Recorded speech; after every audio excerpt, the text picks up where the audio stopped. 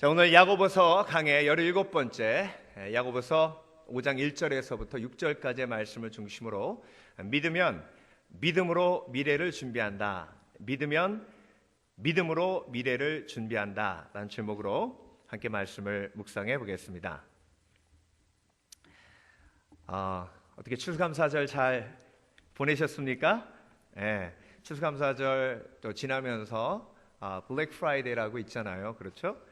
제가 핸드폰을 바꿀 때가 돼서 언제 바꿀까 이렇게 생각하고 있었는데 광고지를 보니까요, 어느 스토어에서 핸드폰을 바꾸면 블랙 프라이데이에 250불 기프트 카드를 준대요. 그래서 제가 와이프한테 이거 받아서 너 줄게 그랬어요. 그랬더니 너무 좋아하는 거예요. 근데 그때부터 조금 이게 걱정이 생기는 게, 미리 가가지고 이제 줄 서야 되잖아요. 그래가지고 일찌감치 1시간 전에 가가지고 줄을 이제 쓰려고 갔더니요, 요즘은 이제 저녁 6시부터 시작을 하잖아요. 생전 처음 가서 쓴 거예요, 제가. 줄이요 막 한 300명이 미리 와 있는 거예요. 대충 세니까. 그래가지고 그때부터 가슴이 콩캉콩캉 뛰면서 내가 이거 못하게 되면 이 부도스퍼 날린 거 아니에요. 그래서 혼날 텐데 생각을 하고 있었는데, 그래서 이제 미리 지도를 나눠주더라고요. 그래서 그 매장을 보니까 거기 위치를 딱 잡아놓고 문 열자마자 여기로 뛰리라. 그래가지고 대스니벨 한인교회 담임 목사가 거기 서가지고 250불 기프트 카드 타려고 문 열자마자 뛴 거 아니에요. 거기까지. 막 눈썹 휘날리게 뛰었어요. 거기에 도착해가지고 이제 딱 제가 도착하니까 제가 제일 먼저 도착했어요. 제가 또 날쌔긴 하잖아요. 그래가지고 야 이거 됐다 그래가지고 이제 아이폰 7 달라 그랬더니 그 친구가 우리 스토어는 작은 스토어라 아이폰 7이 없대요. 제가 그래서 믿을 수가 없는 거예요. 어떻게 세상에 이런 일이 다 있어요. 그래서 또 물어봤어요. 진짜냐? 그랬더니 진짜다 그래. 그래가지고 부랴부랴요 그 옆에 있는 스토어를 찾아가지고 거기 갔더니 줄이요, 그거 한 사람당 한 20분 하면은 한 3일 걸리겠어 줄이. 포기하고 왔어요. 포기하고. 내가 차 안에서 얼마나 부도수표 날린 것 때문에도 혼나고, 시간 낭비한 것 때문에도 혼나고, 여러 생각을 하게 됐는데, 왜 기도하고 하지 않았을까? 이 목사가 그 250불 기프트 카드에 획가닥 해가지고 그렇게 날뛰고 다니는 거 생각하니까요, 지금도 억울해요. 근데 그게 그런 해프닝으로 끝났으니 망정이지. 그렇죠? 인생의 중요한 순간에 제가 그랬다면, 그거 저 쫓아다니는 가족들은, 그리고 저 쫓아다니는 우리 교우들은 뭔 죄입니까? 그러니까 여러분, 하나님이 인간을 지으실 때 불완전하게 지으셨어요. 왜? 하나님을 의지하라고. 그래서 인간은요, 미래를 알 수 없도록 지으셨어요. 미래를 알 수 없기에 하나님 없이는 못 사는 거예요. 그러니까 하나님은 철저하게 우리를 의존적 존재로 지으셨어요. 의존적 존재가 의존적 존재로 살아야 평안한 삶, 행복한 삶을 누리게 되는 겁니다. 그래서 믿음의 사람은요, 미래를 믿음으로 준비합니다. 그런데 믿지 않는 사람은요, 미래를 욕심으로 준비해요. 그러니까 내가 정말 예수님을 믿고 있다면 지금 내가 믿음으로 미래를 준비하고 있고, 내가 예수님을 안 믿으면 욕심으로 미래를 준비할 수밖에 없어요. 오늘 본문은요, 너희 부한 자들아 라고 시작합니다. 이 너희 부한 자들아 라는 말은 부자를 이야기하는 말이 아닙니다. 이 너희 부한 자들아 라는 말은 예수 믿지 않고 미래를 욕심으로 준비하는 사람들을 가르쳐 예수님께서 또 하나님께서 또 말씀을 통해 우리에게 도전하시는 겁니다. 그리고 이 말씀 들을 때 아유 목사님 나는 부자도 아닌데 오늘 말씀은 편안하게 들어도 되겠습니다, 이렇게 생각하시는 분 계실지도 모르겠는데, 여러분 미국에 사시는 것 그 자체로만으로도 전 세계 상위 3% 안에 드는 거 아세요? 따라하십니다. 나는 상위 3%다. 시작. 나는 상위 3%다. 그래요. 전 세계에 거의 약 70억 인구 중에 미국에 사는 것만으로도 상위 3%라는 거예요. 그러니까 상대적 빈곤감이 있더라도, 상대적 박탈감이 있더라도 전 세계 사람들과 비교한다면 나는 부자예요. 그러니까 내가 되게 기분 좋아하시네. 저는 이것 때문에 또 그렇구나 이렇게 생각하실 줄 알았는데 부자라고 하니까 되게 좋아하신다. 부자세요? 천국을 소유했기 때문에 부자예요. 미국 살기 때문에 부자가 아니라. 자, 그래서 여러분 안 믿으면 욕심으로 미래를 준비하는데 믿으면 믿음으로 미래를 준비해요. 오늘 본문에 욕심으로 미래를 준비하는 사람, 부한자들의 세 가지 특징에 대해서 얘기하고 있어요. 그러면 나는 욕심으로 지금 미래를 준비하고 있나? 믿음으로 미래를 준비하고 있나? 점검해 봐야겠죠. 그렇죠? 야고보서는 처음부터 끝까지 그 점검이에요. 내가 제대로 믿고 있나? 자, 그렇다면 첫 번째, 믿으면 믿음으로 현실을 직면하며 미래를 준비합니다. 1절의 말씀이고요. 이거 전체 그림을 딱 보여드리는 거예요, 미리. 두 번째, 믿으면 믿음으로 투자하며 미래를 준비합니다. 그리고 세 번째, 믿으면 믿음으로 비전으로 미래를 준비합니다. 그러니까 요 세 가지와 반대되는 사람들 이야기가 오늘 본문에 나오는 거예요.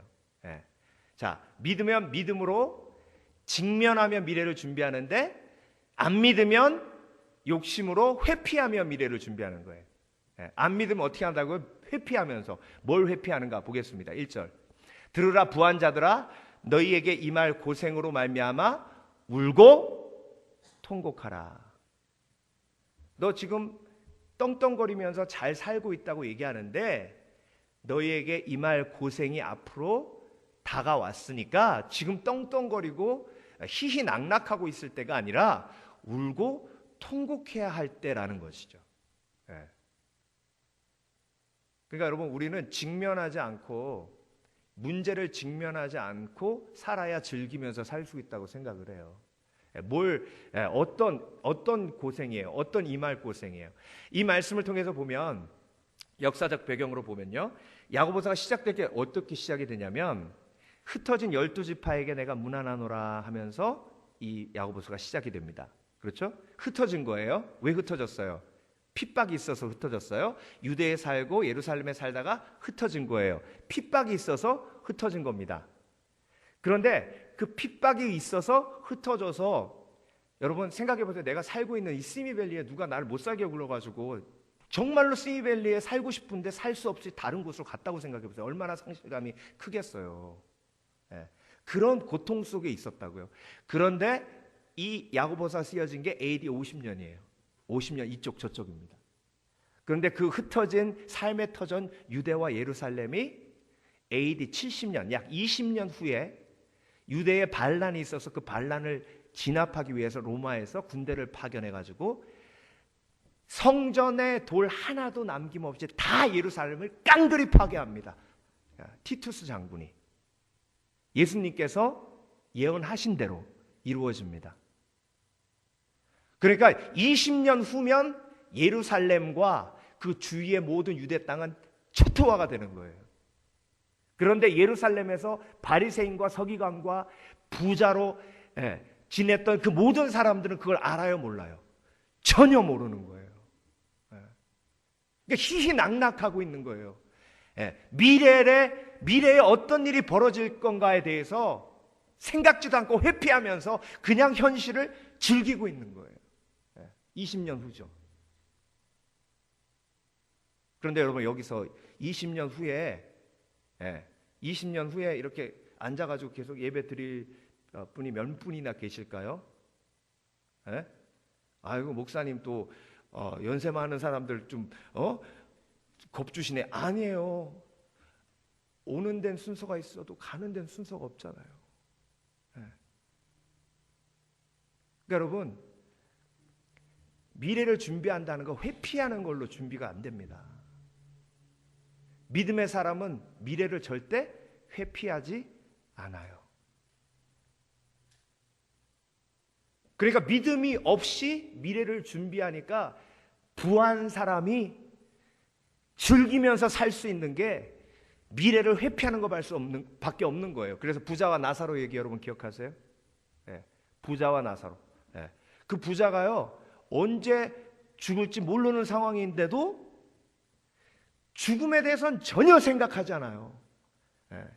죽음에 대해서는 전혀 생각하지 않고 희낙낙하면서 계속 파티만 하잖아요. 네.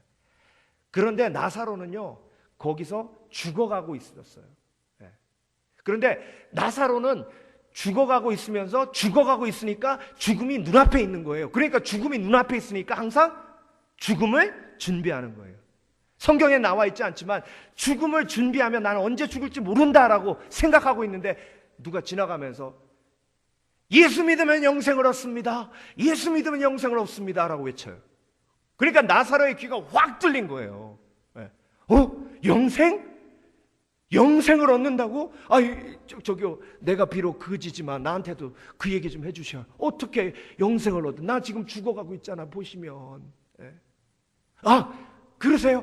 예수 그리스도를 믿으면 하나님이 세상을 이처럼 사랑하사 독생자를 주셨으니 이는 저를 믿는 자마다 멸망치 않고 영생을 얻는다 하셨습니다. 그러니까 나사로가 마음이 준비된 거예요. 그러면 나 예수님 믿을래요.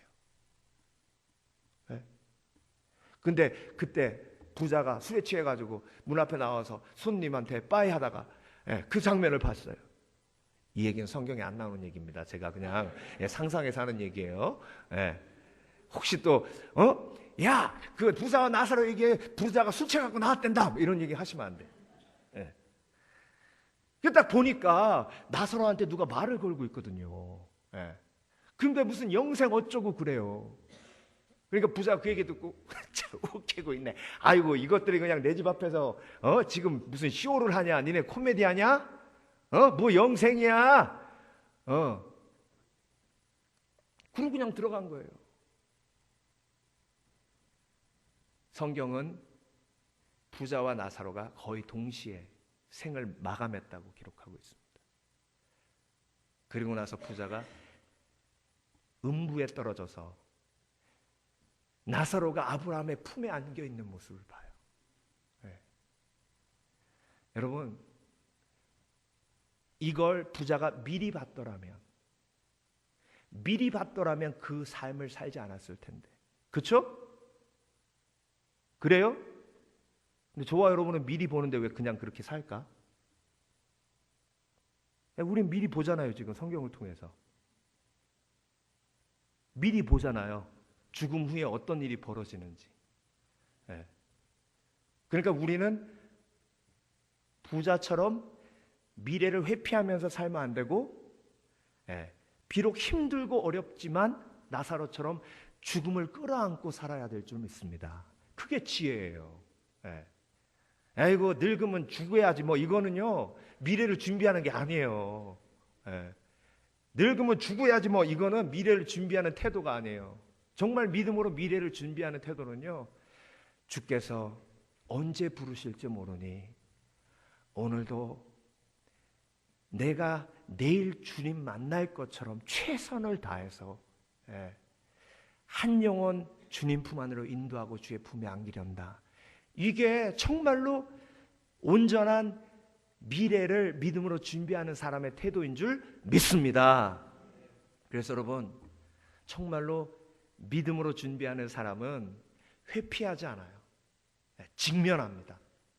직면하고 그 직면을 통해 죽음을 직면하고 그 죽음을 직면한 것을 통해 영생을 보며 소망을 보고 천국을 보고 그리고 하나님 만날 그 순간을 우리가 기대하는 줄 믿습니다.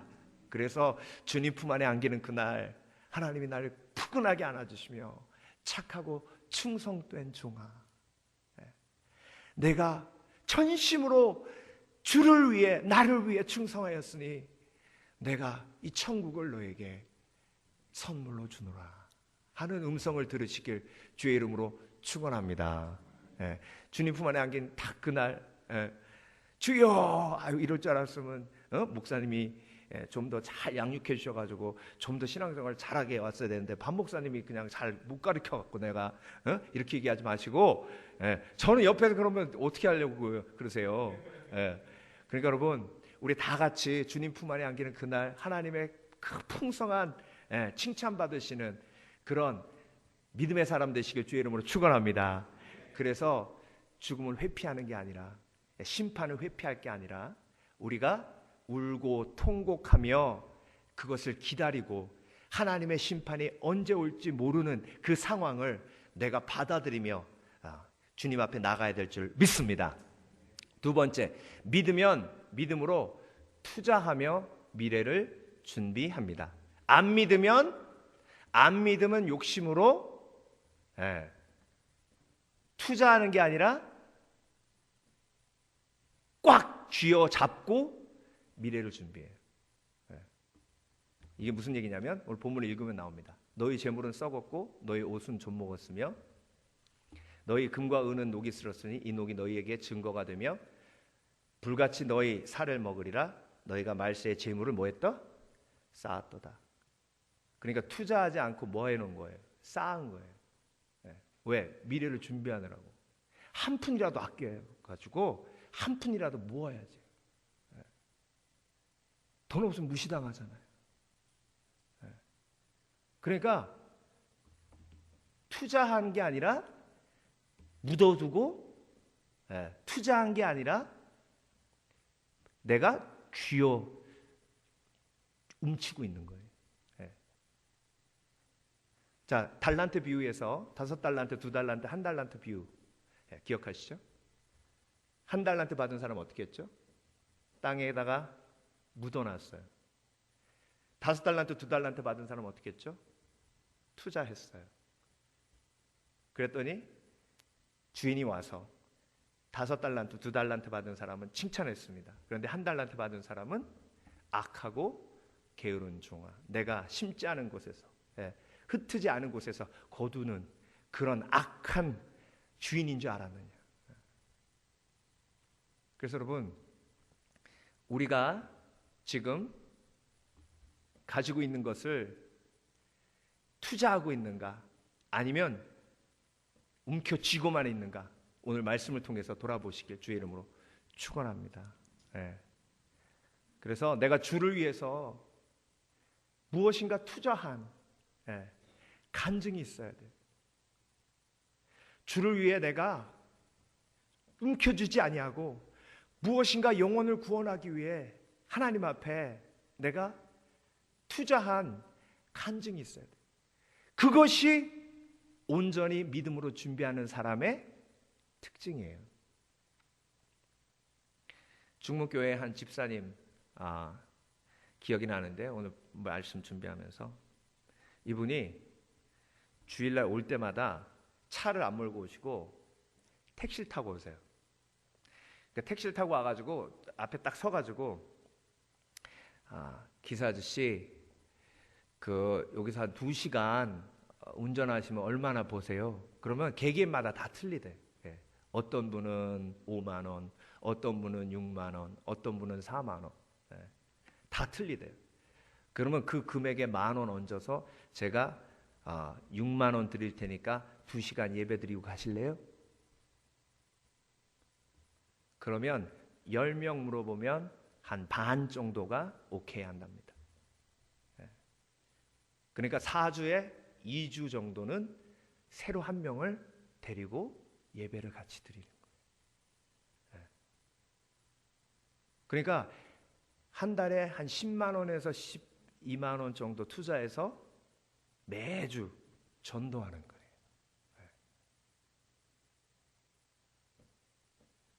이게 지혜로운 전도입니까? 아유, 목사님 뭐 이렇게 가가지고 아는 사람을 전도해야죠. 그럼 우리 교회로 안 오잖아요. 그럼 꼭 우리 교회로 와야 전도입니까?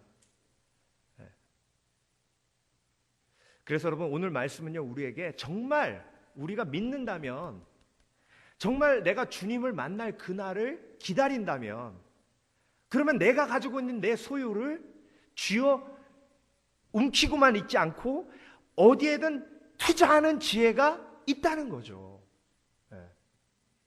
그 지혜가 있어야 믿음이 있는 사람이라고 이야기할 수 있다는 것입니다. 누가복음 12장에 보면요, 부자 이야기가 나와요. 이 부자가 소출이 풍성했대요. 풍년이 들은 거예요. 풍년이 들었는데 너무 풍년이 드니까 이 창고가 부족한 거예요. 그러면 여러분, 창고가 부족할 정도로 소출이 많이 오면 어떻게 해야 돼요? 어떻게 해야 됩니까? 어떻게 해야 돼요? 어떻게 해야 돼요? 내가 원하는 답을 해주셔야지 넘어가죠. 나눠줘야죠. 왜 그 얘기가 안 나올까? 에콰도르 보내지. 마음에 없는 거예요, 진짜? 그런 마음이 없으세요? 우리 땅 뒤 많이 남는데 거기다가 창고 져가지고 쟁여놔야죠, 목사님. 그걸 왜 이렇게 허튼 데다 써요? 그게 허튼 데 쓰는 거예요? 오늘 본문에 부자가 그랬다고요. 남으니까 아이고 창고가 부족하네, 창고 더 지어. 그래가지고 창고를 더 지어가지고 거기다 쟁여놨다고요. 그러면서 한 말이 뭔지 아세요?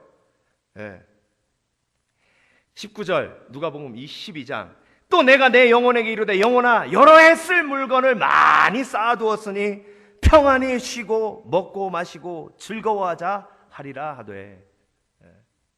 그러니까 확실해요. 이 사람 믿음으로 미래 준비하는 사람 아니에요. 욕심으로 미래를 준비하는 사람이에요. 쟁여놓으면 끝이에요. 근데 오늘 본문에 그게 녹이 쓸고 좀이 먹어가지고 푹푹 썩어가고 있는데도 그거 모르는 거예요.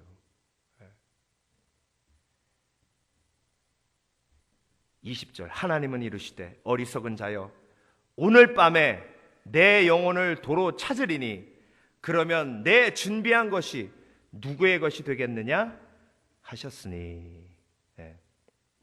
그러니까 여러분, 그 남은 것 나누면 그 나눔 속에서 새로운 관계가 빌드업이 되고, 그 새로운 관계를 통해서 하나님이 새 역사를 이루시며 구원의 역사를 이루시는 거예요. 그래서 여러분, 너무 안타까운 게요, 우리가 천국으로 갖고 갈 수 있는 건 뭐밖에 없다 그랬죠? 천국에 갖고 갈 수 있는 건?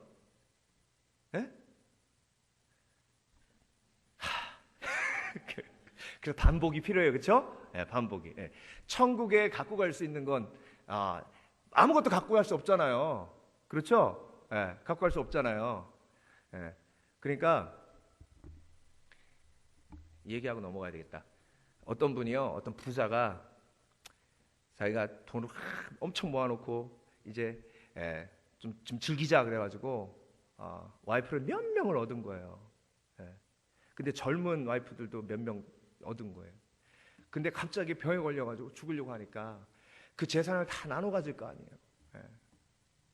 그러니까 그게 너무 배 아픈 거예요. 나눠 가지면 또 젊은 남자는 결혼할 거 아니에요. 그러니까 이 할아버지가 고민하고 있다가 유언을 어떻게 남겼냐면, 내 관에다가 내 돈 다 집어넣어라. 그러고 유언을 남기고 돌아가셨어요. 그러니까 그 와이프들이 다 난리가 났어요. 근데 그 와이프들 중에 제일 큰 언니가 걱정 마, 그런 거예요. 걱정 마. 다 나머지 와이프들이 뭐 좋은 아이디어가 있어요? 걱정 마. 그래서 변호사가 이 폐하에 관에다가 돈을 탁 집어넣는데 책을 딱 꺼내가지고 책을 쫙 써가지고 탁 집어넣더래. 관 딱 닫아가지고 묻은 거예요. 그 사람이 책 캐싱 할 수 있어요, 없어요? 없는 거예요. 그 할아버지가 아무리 관짝에다가 돈 다 집어넣으라 그래도 죽으면 끝이에요. 그러니까 천국으로 갖고 갈 수 있는 건 아무것도 없어요. 뭐만 있다?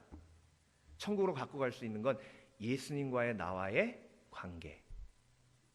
하나님과 나와의 관계. 예. 그런데 예수님 뭐라고 그러셨어요? 형제 자매를 사랑하는 것이 곧 나를 사랑한 거다 했으니까 예수님과의 관계가 곧 형제 자매와의 관계예요. 우리가 천국으로 갖고 갈 수 있는 건 뭐만 갖고 갈 수 있어요? 관계만 갖고 갈 수 있어요. 그러니까 천국으로 갖고 가시려면 관계에 투자하세요. 관계에. 예. 정말 1년 돌아보시면 한 해 동안 한 번도 누구 밥 사준 적 없으시면 진짜 회개하셔야 돼요. 예. 진짜로. 예. 아이고 목사님 나는 사주진 않았지만 데려다 먹였어요. 그것도 괜찮아요. 예. 데려다 먹인 것도 괜찮아요. 예. 아니 어떻게 하시려고? 그러면 아니 그 돈 갖고 뭐 하시려고 그러세요?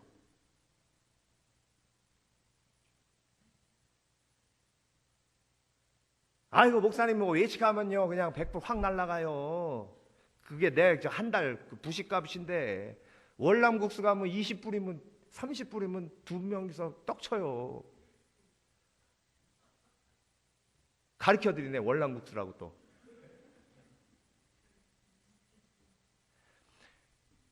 제가 한 달 전에요 신문 보다가 제가 스크랩 해놨어요. 너무 마음이 아파서. 왜 마음이 아팠냐?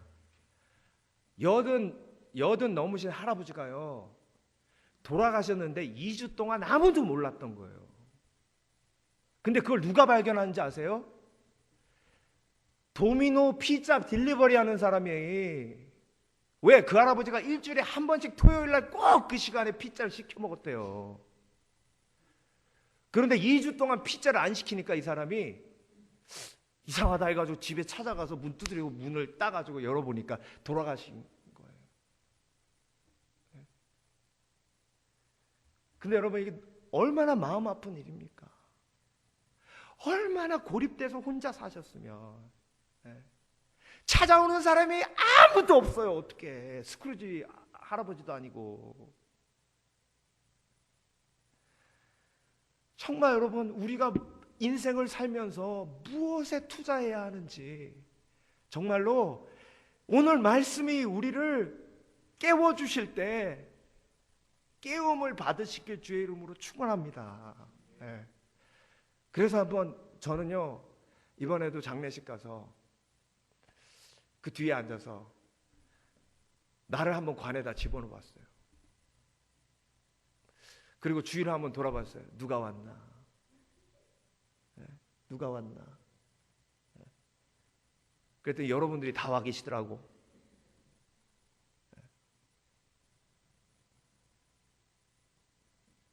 그 다음에 누가 나를 위해 울어줄까? 누가 나를 위해 울어줄까? 누가 나를 위해 울어줄까?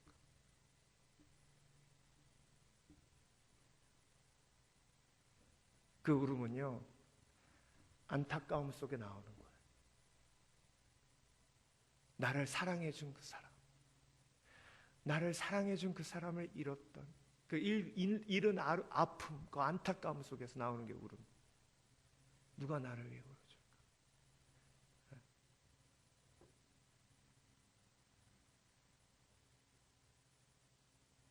그분이 내가 그렇게 힘들 때 그때 와서 갈비탕 하나 사줬었지. 그럼 울음이 나요.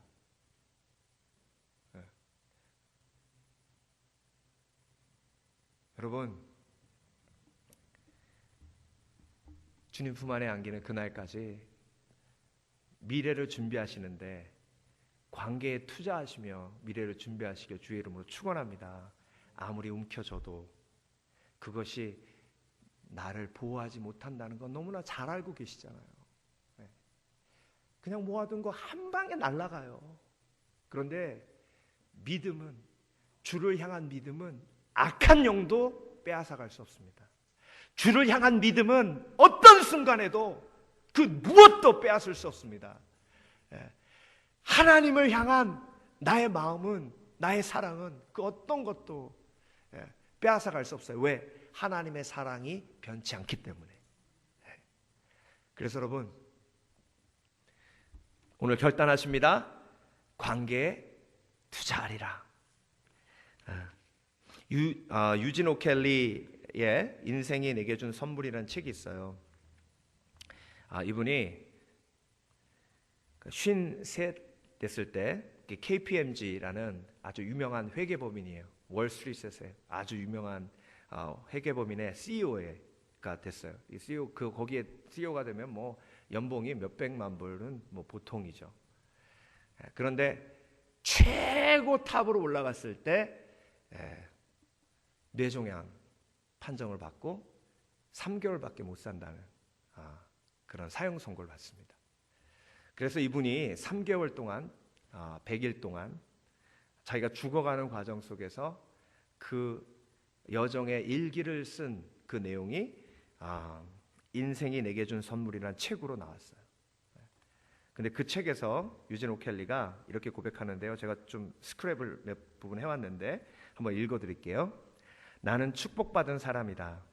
앞으로 내게 남은 생이 3개월이라고 한다. 이 두 문장을 나란히 놓고 보면 내가 농담을 하고 있거나 제정신이 아니라고 생각할 것이다.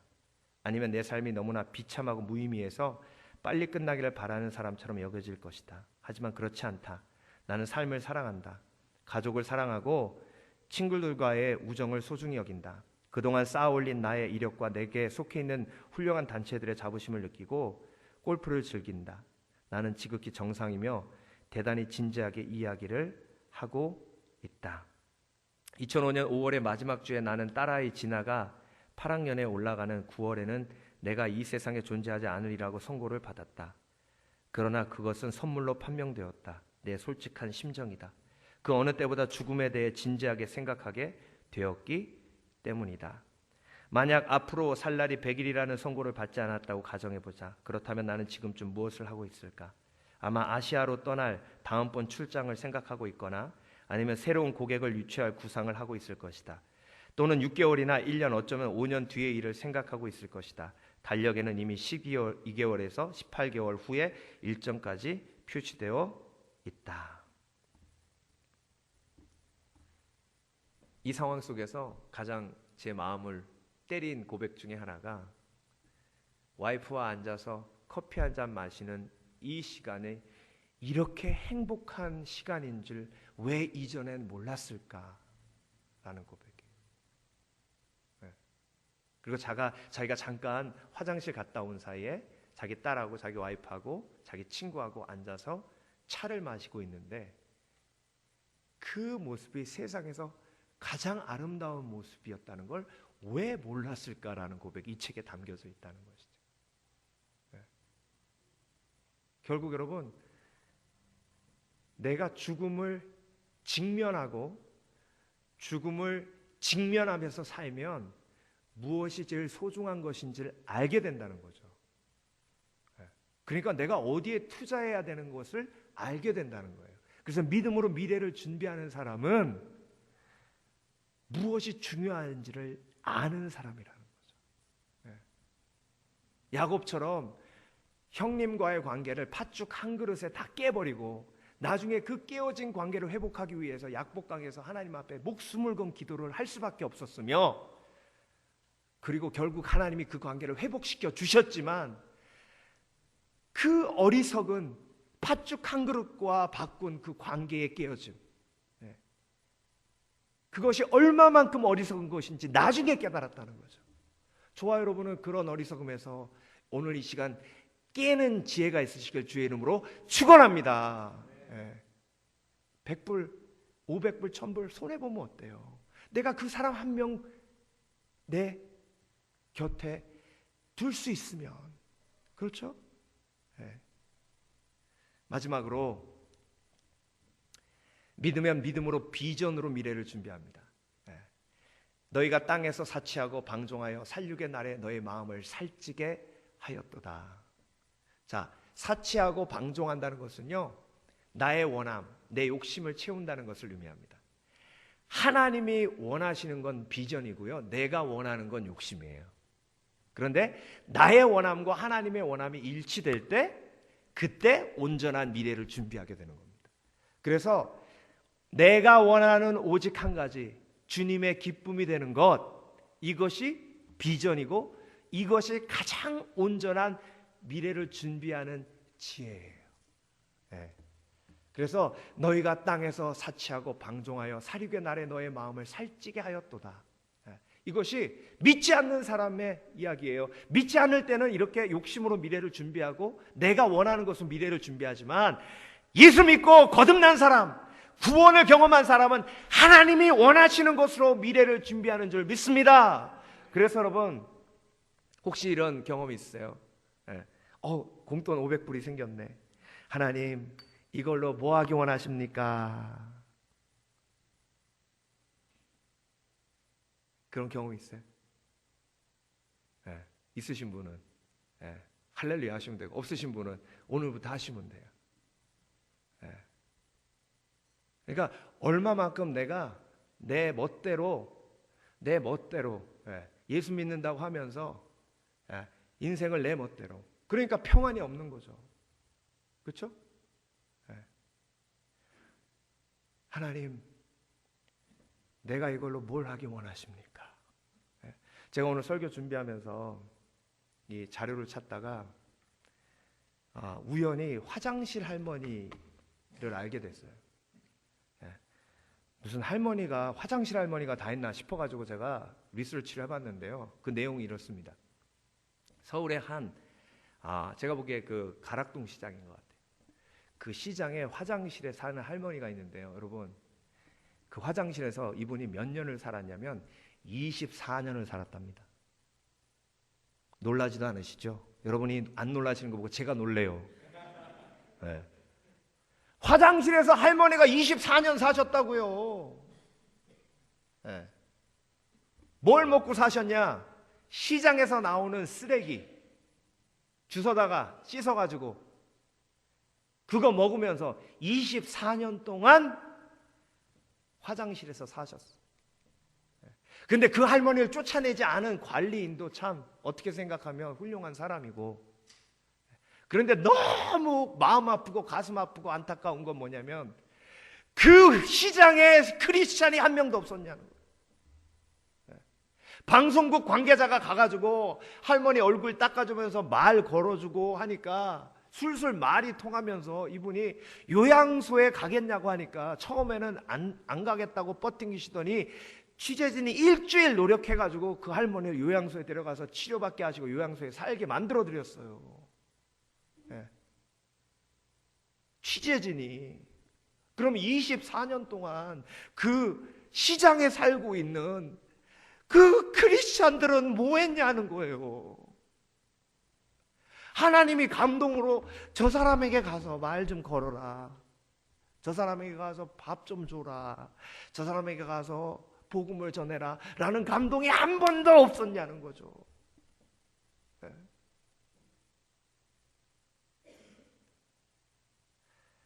이게 제 마음을 막 아프게 만든 거예요. 그 요양소에 가가지고 그 할머니가 밥 먹는데 너무 맛있다는 거예요. 세상에 이렇게 맛있는 음식이 있냐. 근데 여러분, 그 할머니만 그러냐고. 저와 여러분의 주위에도요, 우리가 하나님이 원하시는 곳으로 움직이고자 하는 마음만 있다면 하나님이 보여주시는 사람이 틀림없이 있을 거라는 거예요. 틀림없이. 여러분, 내가 도와야 할 사람이에요? 내가 도와줘야 할 사람이야? 내가 도움을 받아야 할 사람이에요? 여쭤볼게요. 내가 도움을 줄 수 있는 사람이에요? 아니면 내가 도움을 받아야 하는 사람이에요? 도움 주실 수 있잖아요. 미국에 살잖아요. 도움 주실 수 있잖아요. 아이고 목사님, 내 곧 석자예요 지금. 누구 남 도울 시간이 어딨어. 내가 지금 빚이 얼마고, 지금 우리 자녀들이 사고 친 거 그거 해결하려면 아이고 머리 아파.